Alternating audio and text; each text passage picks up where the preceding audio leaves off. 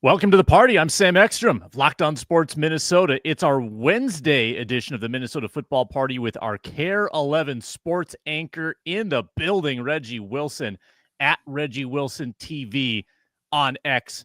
Just a two-man production today. Reggie joining me as we talk about the Super Bowl and what it means for the Vikings. The Philadelphia Eagles are now the class of the NFL. How far are the Vikings from being at that level? Guess we'll find out because they play each other next year. Also, we'll turn back the clock to Saturday and the Kevin O'Connell, quote, kerfuffle at NFL Honors. What did we learn about where he really stands with Sam Darnold? Plus, our quasi confidence meter heading into free agency and the draft, all on today's show, which you can find on the Locked On Vikings audio feed. It's all part of the Locked On Podcast Network, your team every day. Thanks again for being here, and feel free to comment as you're watching along live. Reggie Wilson, what's up, my man? How'd you enjoy the Super Bowl? Well, the Super Bowl wasn't all that great, not all that entertaining. Halftime show was good, but the game itself, wasn't expecting that at all. Yeah, some people have told me that they loved the dominance that Philadelphia showed. I couldn't disagree more. I want a close game. I don't care if it's 7-6 or 42-41. I'd much rather have it be tight in the fourth quarter than have what we had, which was a game that was virtually over by halftime, 40-6 at one point. Nothing compelling late in that football game.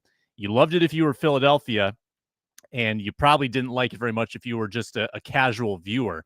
Apparently it had record ratings though, like 133 million people watched the game. So clearly there was hype. Clearly there was expectation going in, and Philadelphia started playing their best football at the right time, Reggie. I mean, there was a point in time where I think we were having conversations on these Viking shows saying, hey, yeah, the Lions are good and Philly's up there, but I think the Vikings are better than Philly. I think Detroit's the real challenge, right? Do you remember having those conversations where the Philly offense was fledgling, they were feuding, they were winning by like 2 or 3 points, and I think people were tossing around the fraud word with Philly for a minute, and we were blinded the whole time. Philadelphia turned out to be the cream of the crop. Oh, I think you're muted, Reg. I think probably the most dysfunctional winning football culture there is. Like Nick Sirianni is like a sore winner, I guess we can call him. Just kind of. I saw Dan Hurley last night at the game at Creighton. He's just like, two rings, two rings. I feel like that's kind of Nick Sirianni's like demeanor. he's he's not necessarily the most like likable guy, but you know, he has some sauce. He has some magic there in Philly, and they got the right pieces in place, adding Saquon. They added Vic Fangio, which in the Super Bowl seemed to make the best difference for them. Um, he cooked up something special. Funny enough, cooked up something on defense that we really haven't seen since Spags did it against the Niners last year, the Giants before against Brady. Brady was on the call. And so that was a defensive masterpiece. They sped Pat's clock up and really haven't seen him just like get happy feet and get rattled like that before. And he was able to do nothing. He was able to do nothing. And he didn't help his own cause stepping up into the pocket, into the pressure. And it was like I said, it was a master class by Fangio in that defensive front. And um, I think all year, maybe we didn't believe in Philly just because we just felt like at some point maybe the offense was going to falter. Funny enough, Spags did bottle up Saquon. I think he had 25 carries for 57 yards. Didn't let Saquon beat them, but everybody else did. So that was interesting. I think, looking back, it was like, man, I guess we should have just known all along that it was going to be Philly. But I think there were times, especially when they started 2-2 and people were calling for Sirianni's job, they're like, oh man, this Eagles team, they're about to start, really messing it up. And then they rattle off all those wins and have a dominant performance in the NFC Championship game. I guess we should have saw this coming. Yeah, the priors suggested that Philadelphia had legit dudes on that team that had been to a Super Bowl. They were the cream of the crop last year until the wheels like inexplicably fell off in December. I mean, there's enough of a track record to say that they can play at the highest of levels. They just needed to capture that. And I think we saw when they do capture that, in particular, these last two games where they hung, 95 points on two of the best teams in the NFL. That's like an Anthony Edwards box score in two games, 95 points. Crazy offense, defense that gets home with a four-man rush, Reggie. Didn't have to blitz Patrick Mahomes at all and just sacked the crud out of him. I came away on Monday on this show begging the Vikings to add a legitimate piece on the interior. The outside guys are cute. It's a nice thing to have two edge rushers that are that athletic and they can drop in coverage. But a lot of the pressure the Vikings get is generated schematically. It's stunts. It's overloading the line.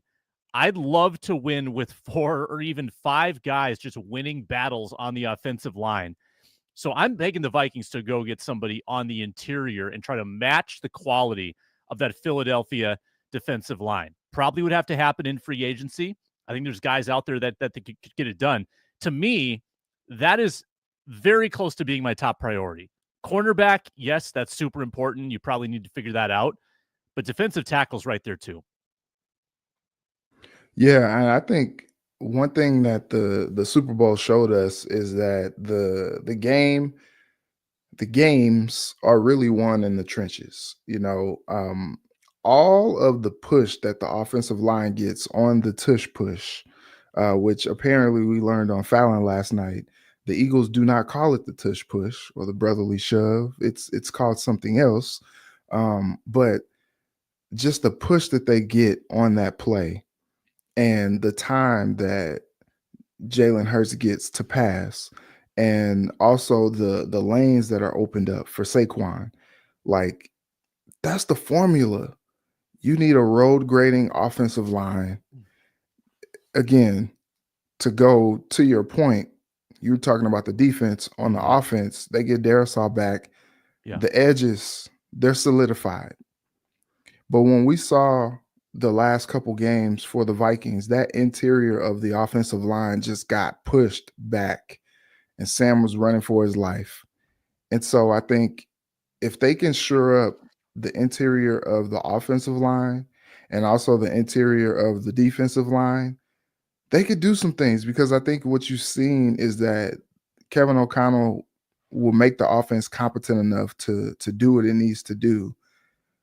But especially on some of these like deep drops, 5, 7-step drops, if he can't even get to his back foot on the end of a 5 or the end of a 7-step drop without a guy just being all up in his grill, which was really the case for Patrick Mahomes on Sunday as well, they can't do anything. And of course you can say, oh yeah, maybe just get the ball out of his hands a little quicker.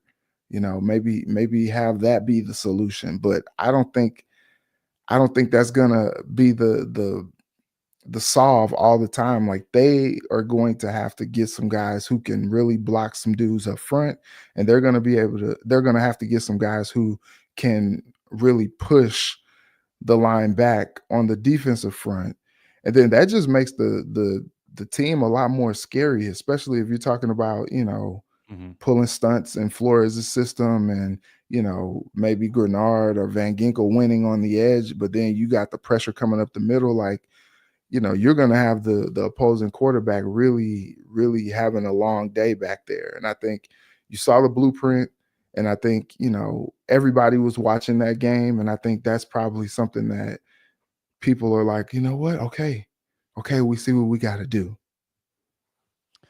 Yeah, the Philadelphia Eagles and the Minnesota Vikings do have some mirroring similarities here because in 2022 and 2024, you could comfortably say that they were two of the best regular season teams in the NFL.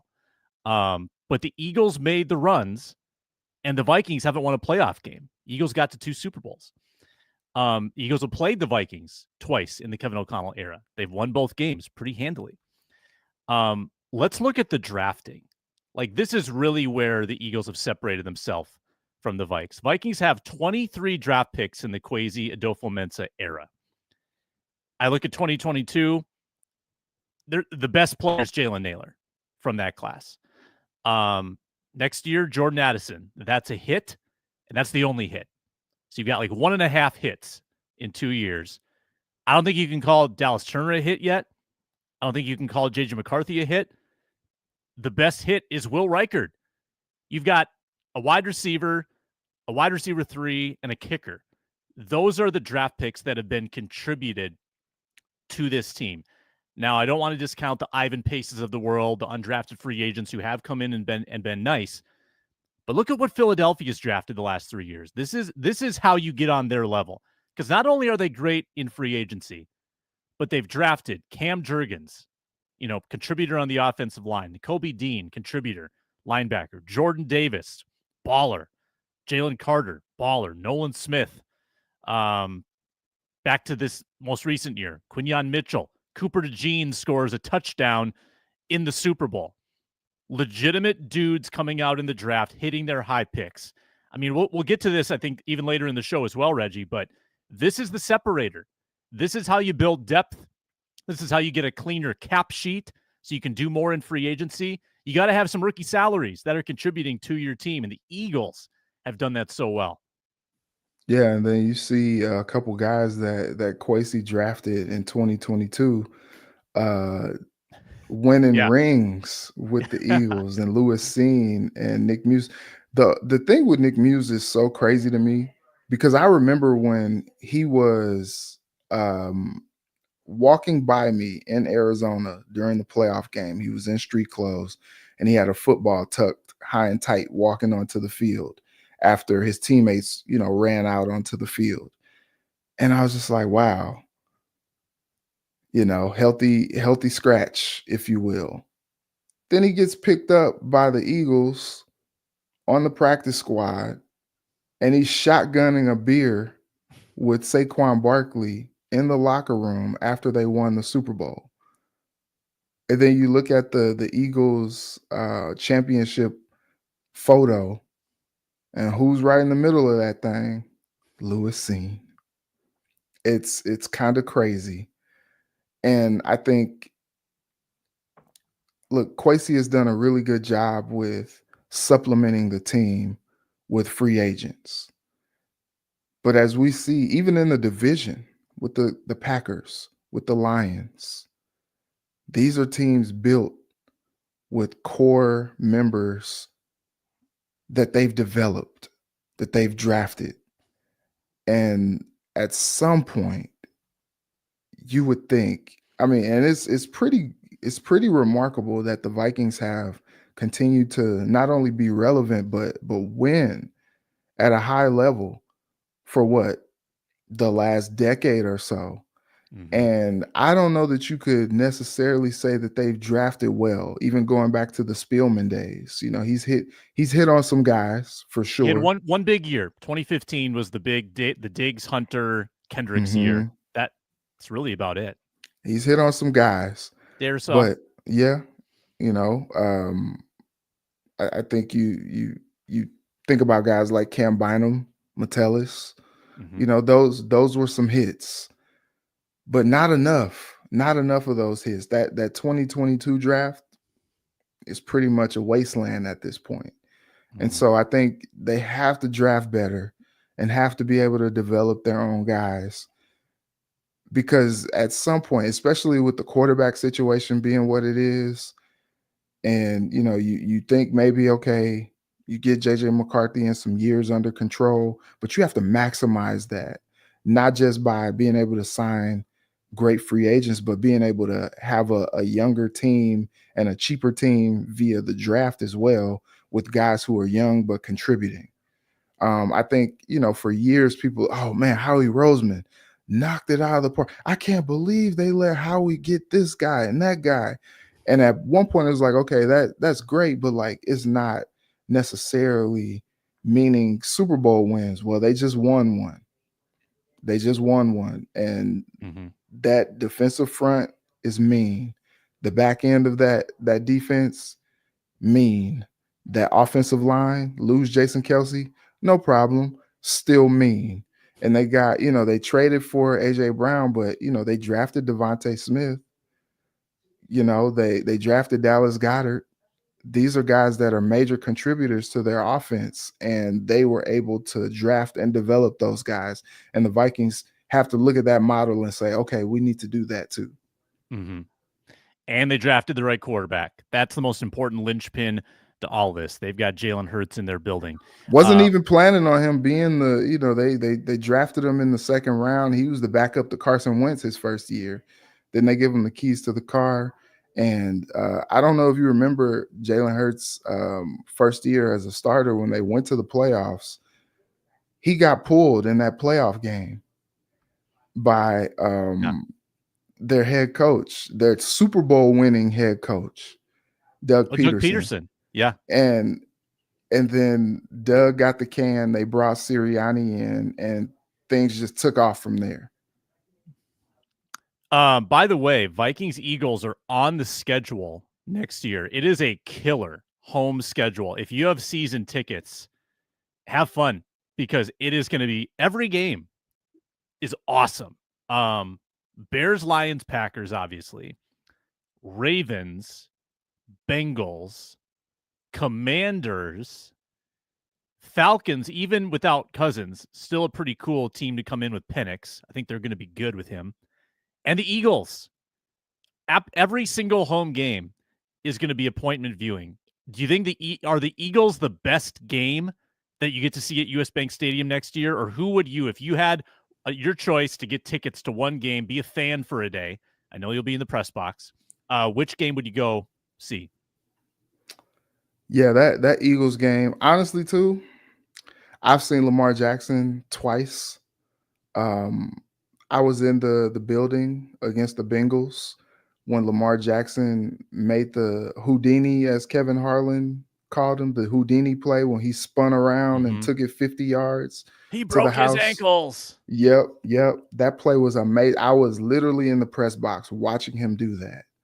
And then I got a chance to see my first year covering the Vikings in 2021. They went to Baltimore, and I got a chance to see Lamar Jackson as well. You're talking about a dynamic player who is just electrifying to watch. That's also a fun game. I feel like it's about time the Vikings get to host Philly for a change, because since I've been here, they continue to go to Philly in prime time and it never goes well. So that game is going to be fun. And then look, I mean, they haven't played the Bengals since no, they played the Bengals last season at PBS. Well, Yeah, I guess Browning Paycor against now. Mullins. Not quite Yeah. the matchup we thought we'd get. But that game in 2022 or 2021, Mm-hmm. Burrow coming back from the ACL and it goes to overtime. I still don't think Dalvin Cook fumbled that ball. I'm No. sorry. That wasn't a fumble.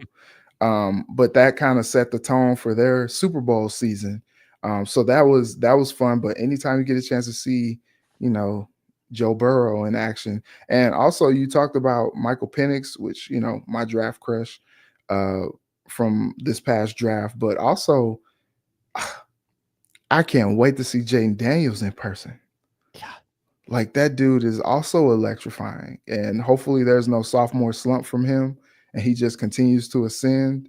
But man, being able to watch that dude in person, he just seems to make all the right reads and all the right throws, and doesn't necessarily seem like he's like moving all that fast sometimes, but he's just running away from dudes. So yeah, I'm like you, I'm really excited for this home schedule. The Bears should be improved. The Lions are going to be there. The Vikings did not beat the Lions last season, so they still owe them one. So I'm looking forward to seeing all these home games. These are some electric home games next season. Get used to Brady, Burkhart, Tirico, Nance. Vikings are going to have a nationally televised schedule next year. Not as much this year No one thought they were going to be this good. Next year, they are going to be on display in 2025. When we come back, our quasi confidence meter heading into the offseason, plus the KOC quote kerfuffle on our Wednesday Minnesota football party. Brought to you today by Prize Picks. Yes, Prize Picks is the best way to play daily fantasy sports. Football's over, but basketball is in full swing. With Prize Picks, you put together an entry of more or less on at least 2 player projections, and if you play your cards right, you could win up to 1,000 times your cash. Whether it's Anthony Edwards points, Jason Tatum, Wolves play the Bucks tomorrow night. Put something together with Giannis, maybe like a points, rebounds, assists, kind of combined entry. Those are a lot of fun as well. I like the flex plays. 3 out of 4, 4 out of 5 still gets you paid. Download the app today. Use code LOCKEDONNFL to get $50 instantly after you play your first $5 lineup. That's code LOCKEDONNFL for $50 instantly after you play your first $5 lineup. Prize Picks. Run your game. I'm Sam Ekstrom. He's Reggie Wilson. Also, check out the Ron Johnson show from yesterday. He had on Jasper Brinkley, former Viking. Good story about Harrison Smith and Percy Harvin. Good stuff on Jared Allen. And you can find that at Locked On Sports Minnesota. So, Reggie, Kwesi Adolfo-Mensah, we assume going to get extended this offseason. And I think that he's proved his quality as a general manager in almost every sense of the word, except for the drafting bit, which we alluded to. Free agency, different story. I mean, he's been, I think, almost, his hit rate is high. His batting average is well over 500, maybe even well over 750 when it comes to finding free agents and getting a lot out of them, except for like Marcus Davenport. I mean, that's the kind of the one black eye. Other than that, great track record. And he goes into this offseason with not as much draft capital. He's got 4 picks, but he's got a lot of cap space to play with. So this is the situation you want to be in, right? You want Kwesi to have the money to spend and maybe not have as many draft picks to throw away on players that aren't going to, be with the team in 2 years. What's your confidence level in Kwesi entering this key offseason? Let Kwesi cook. I think, this is his first general manager job.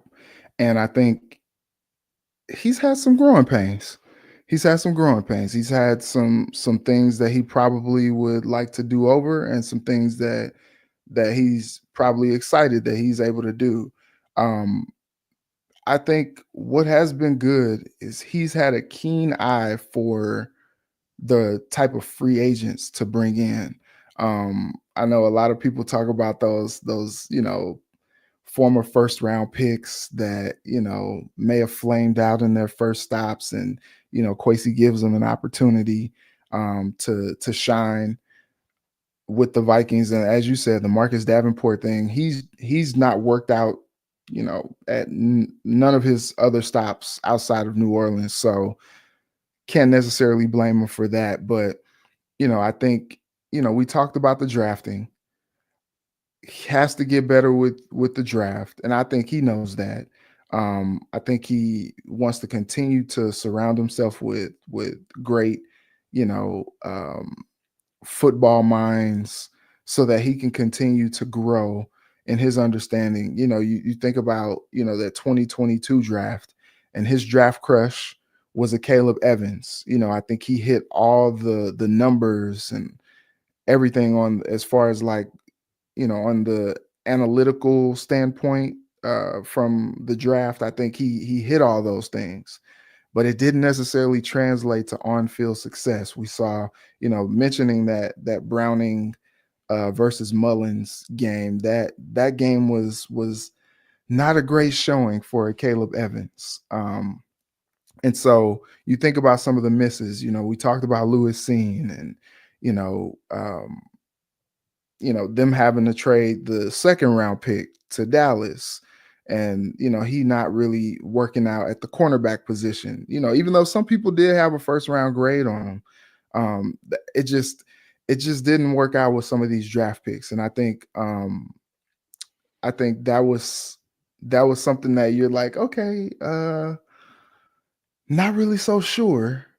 But I think you want to give him the benefit of the doubt that he'll continue to have, you know, growth in that position and be able to do well. That being said, with only 3 picks this year, so I don't know, unless like he trades back into the Yeah. second round and Mhm. tries to, recoup some of those picks. It seems like this year is going to be big on free agency and not necessarily the draft anyway. But you think about, like, for so long in Los Angeles, it was like, Les Snead developed the Jordan thing even on the shirt. It was like F them picks.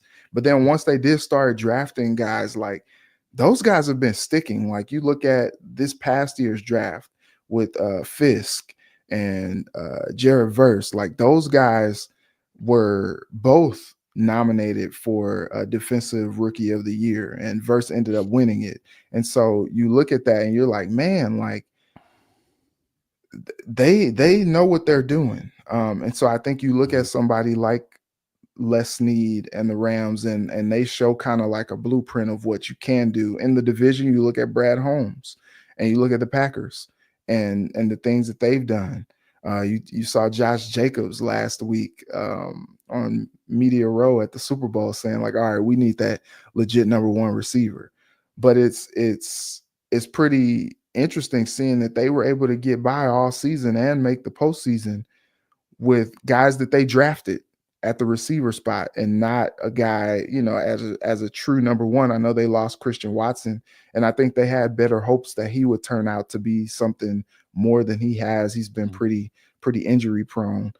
So I think there are teams that you look at that you're like, okay, they show it. We mentioned the Eagles, and I think that's something that Kwesi probably sees, and that's something that he probably wants to improve on.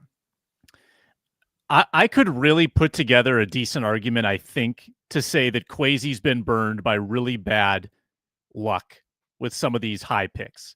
You don't anticipate Lewis Seen's going to break his leg, and you don't know how his career goes if he doesn't, right? That's such a serious injury that not only did it set him back his rookie year, set him back his second year probably as well. Kwesi was also burned by a defensive scheme change. Lewis Seen was picked with something different in mind. Andrew Booth, Brian Asamoah, maybe even a Sezi, a Tomiwo, drafted with something else in mind for Ed Donatell's defense. Andrew Booth probably could have, seen the writing on the wall there because of his injury history, but injuries derailed him as well. Mekhi Blackman, injured. JJ McCarthy, injured. And of course, the tragedy with Kyrie Jackson. I think that if Kwesi had been able to do a little more with his day threes, I think we'd even give him a little more grace. But you look at what he's done with his flyer picks, and you assume that Kwesi, being the keen eye for value that he is, would be able to nail a couple more of these 4th through 7th round picks. And his hit rate there is pretty woeful as well. Evans, not on the team. Odumewo, not on the team. Chandler got replaced. Lowe, not on the team. Nick Muse, not on the team. Jaquelin Roy, not on the team. Jaron Hall, Dwayne McBride, I think was a practice squad. Like, not even a sniff. Not even like a special teams ace among them. Jay Ward, I mean, he's probably like the best example. Just getting nothing out of day 3 in addition to the injury issues, the ill-advised trades that he's made on days 1 and 2. That's where I think there's an alarming body of work for these first 3 years for Kwesi. And I'm curious whether he gets cute this year, Reggie. Like, you mentioned that first round pick trading back. Does he try to multiply the picks like he did back in 2022 and say, all right, we're going to trade back and try to get a couple day 2 picks instead? Or taking the guy at 24 who's staring you in the face? I wonder if that has influenced the way he views the draft, what happened in 22, because not only was Kyle Hamilton there, Reggie, was it Jordan Davis or Jalen Carter? One of those Eagles defensive tackles was sitting there at 13, and he could have drafted that player as well and did not. So I wonder if there's been a bit of a shift in how he'll look at pick number 24 and come April. Yeah, I look. Maybe he has some info that we didn't, because I didn't. Lewis Seen wasn't necessarily a person that I saw on a lot of people's draft boards Mhm. in that first round, and I think you look at the pedigree. He was at Georgia at one of the great programs in the college football world, and you're like, okay, I could see it. You know, had a great responsibility out there, and you think you kind of find the heir apparent maybe to Harrison Smith, and you do it while getting some value as well because you did trade back 20 spots. But I know it worked out with Jordan Addison, so that's cool. But you know, at the time, I'm like banging the table for them to draft Jamison Williams. But then you look at all the players who were still available at that point, and I think you think like, oh man, like, you know, even if they stand pat and take Kyle Hamilton, like now you're talking about a game changer, a game wrecker, who again probably could be the heir apparent to Harrison Smith. And now at this point, they've had Harry come back for the last 2-3 years, and you're like, oh, okay.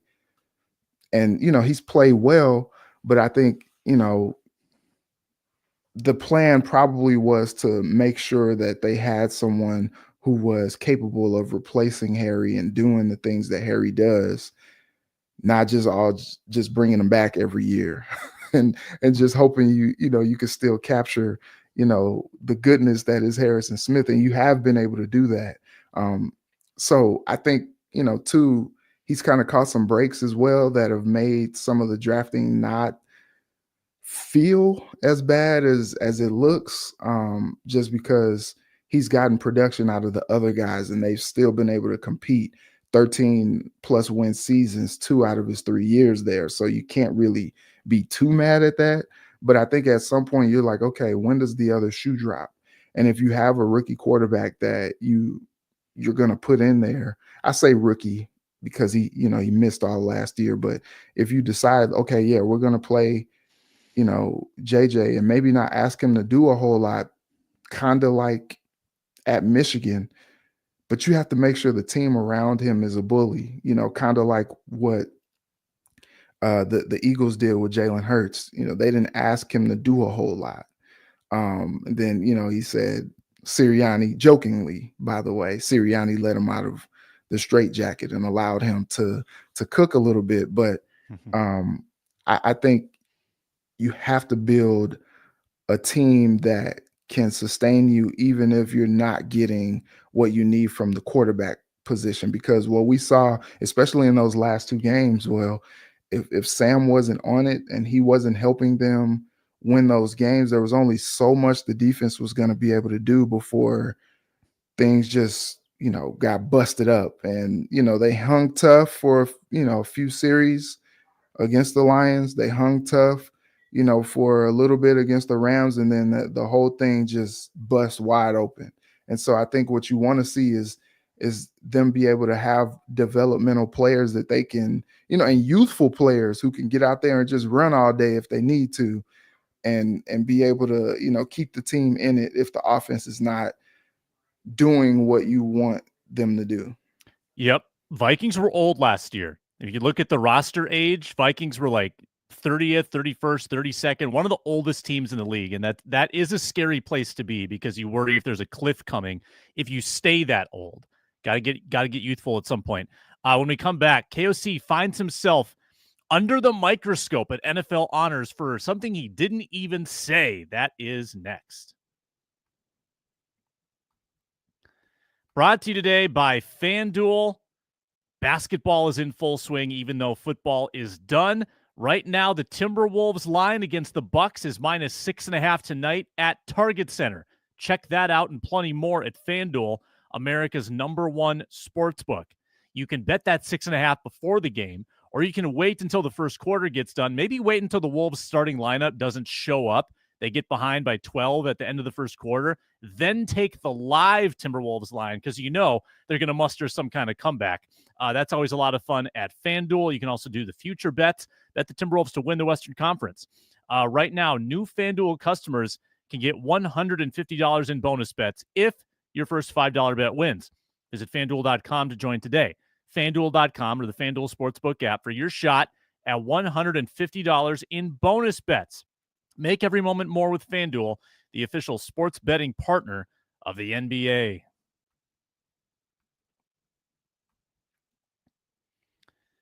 And make sure to check out tomorrow's Minnesota football party with Luke Braun, Luke Inman, and Arif Hassan. So, Reggie, what did KOC do to deserve this?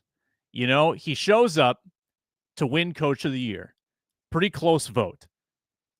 He wins the award. And of course, he's had to deal with people saying, no, you weren't deserving. Dan Campbell should have won. Dan Quinn should have won. Okay.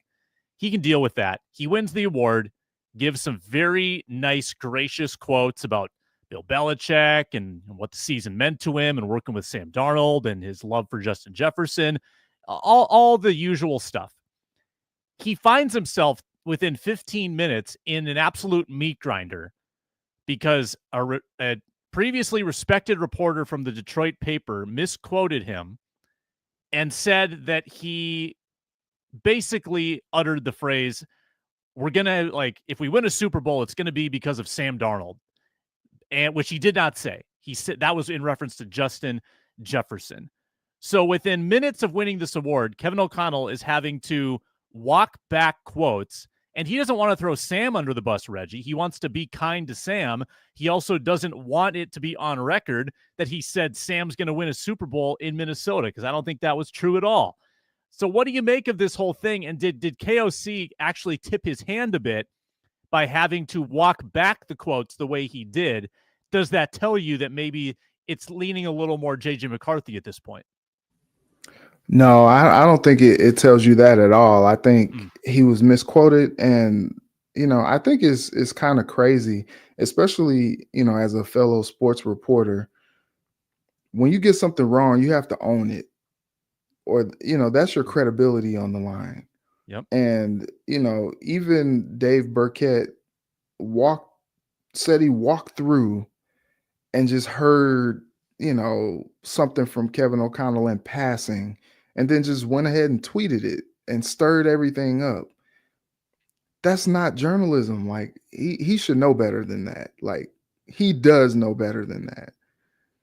That was him stirring the pot unnecessarily. And then instead of being like, that's my bad, y'all, I probably did hear him wrong, or what, like, he dug his heels in and really kind of became the villain in that situation, and actually put Kevin O'Connell in a situation where he didn't even deserve to be put in, because one, he wasn't even talking about Sam Darnold, and two, he had to answer questions about Sam Darnold that he probably, I wouldn't say he wasn't prepared to answer, because it seems as if he's always prepared, but answer questions that he's not really probably wanting to talk about at the present moment. And I think he's clear. It kind of sounds to me, and I don't know if this is how it sounds to you, Sam, but it sounds to me kind of like the same type of conversations that he was having with the media about Kirk Cousins. Yes. Everybody knows how I feel about Sam Darnold. Sam was a big part of our season, big part of the reason why we had the success that we had. And, if things work out, I'd be happy to have him, back in Minnesota, and just kind of keeping it real, But I think one thing that he did do was he did, kind of give some credence to the idea that Sam's going to have a market. And there's going to be other teams who are after Sam. And I'm sure the Vikings have a number in mind that they would be willing to go to bring Sam back, just as they did with Kirk Cousins. And then the Falcons just totally beat them with it. And they were like, okay, cool. We'll draft a quarterback. We'll sign Sam Darnold, and we'll be competitive. And so I think they're probably in the same situation. I feel like I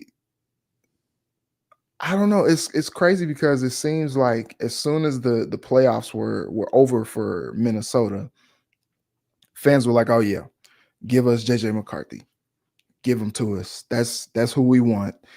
And everything that we've heard from the Vikings whether it's through the media or just from, Kevin O'Connell and some of the brass themselves, is, oh, like, we're leaving the door cracked for Sam Darnold. And I think it's also smart. You don't want to close the door on something, and now it's all a ploy, I feel like, just to make sure that they are being competitive, and they still have a chance to do some things. If things play out, they could bring Sam back.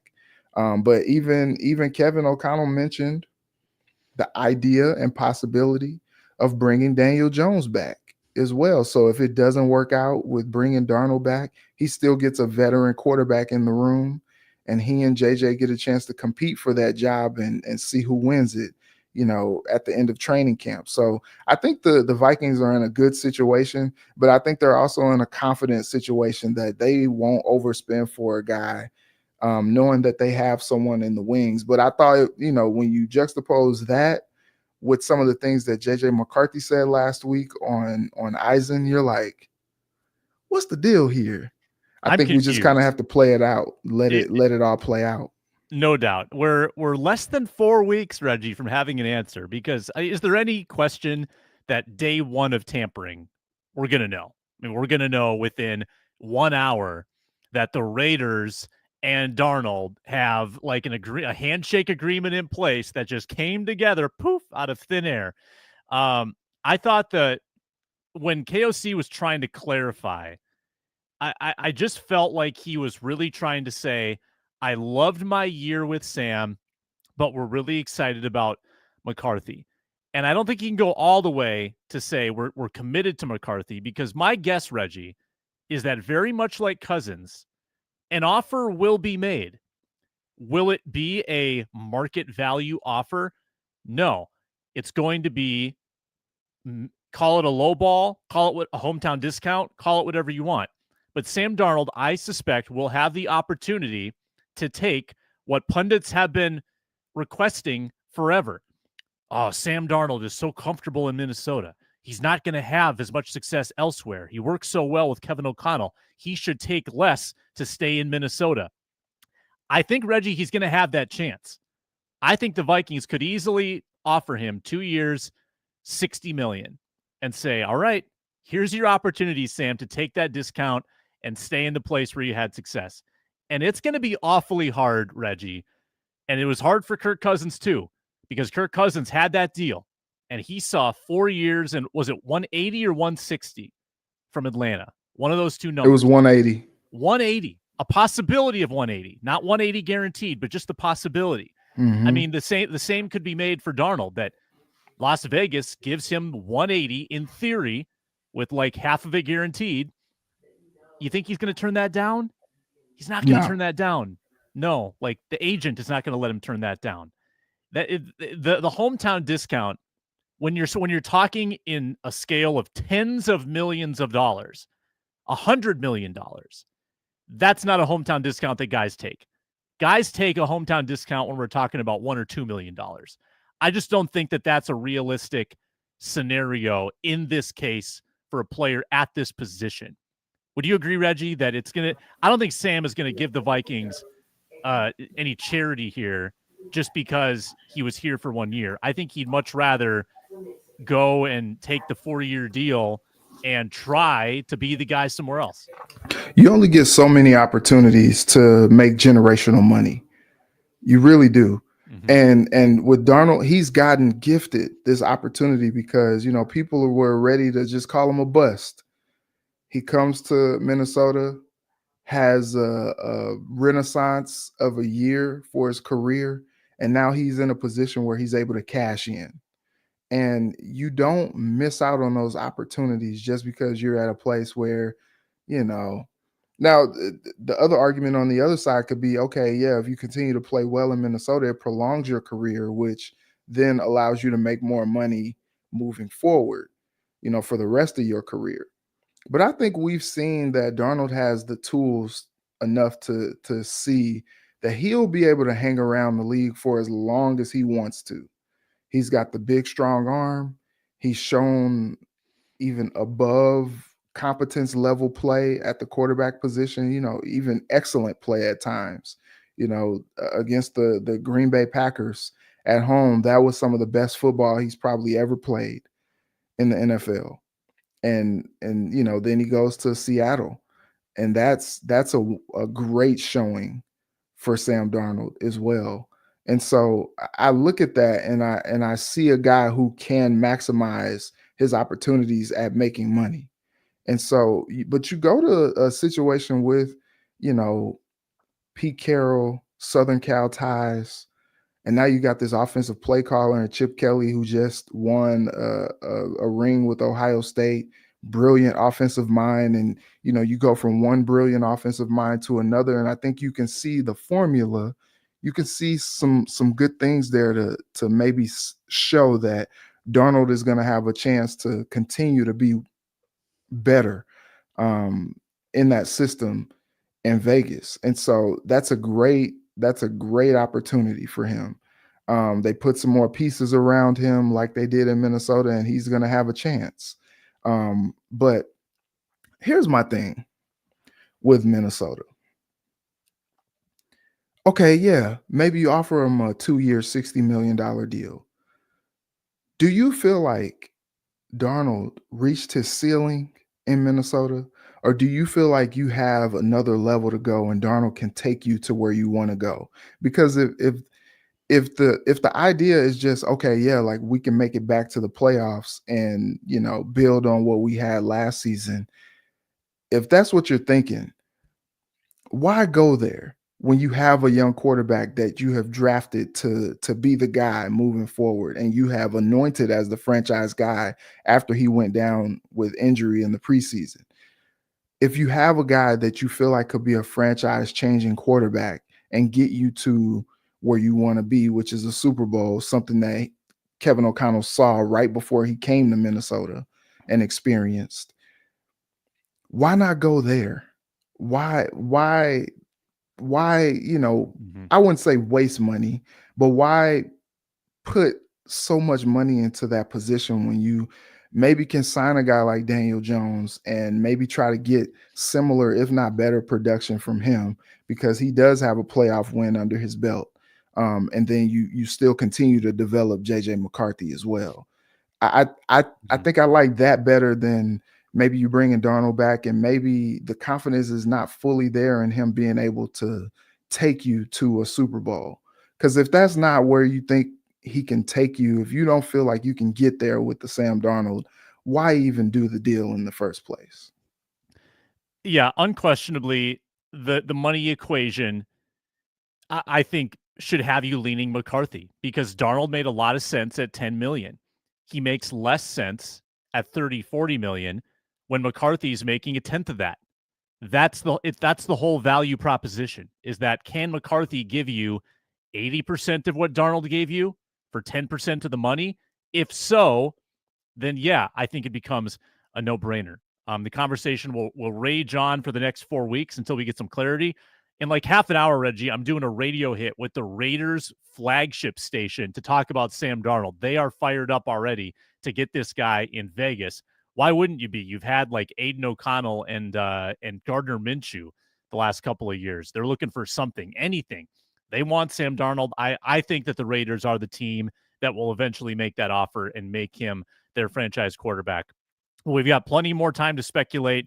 Thank you, Reggie. Check him out at Care 11 and the new special show with Julia Daniels at Care 11 Sports Plus, correct, on the digital platforms. Yep. We'll have another one tonight. We're talking Vikings after that Super Bowl win, kind of similar to what you and I are discussing here. We're talking about the new ownership group coming into play with the Mhm. the Timberwolves, and how the Wolves are doing on the court as well. So that's coming your way. Care 11 Sports Plus on the Care 11 Plus app or the Care 11 mobile app. Nice. Follow Reggie at Reggie Wilson TV. He's active there on X, formerly known as Twitter. And I'm Sam Ekstrom at Sam Ekstrom. Thanks for watching and listening on the Locked On Vikings audio feed. Talk to you next time, Minnesota Football Party.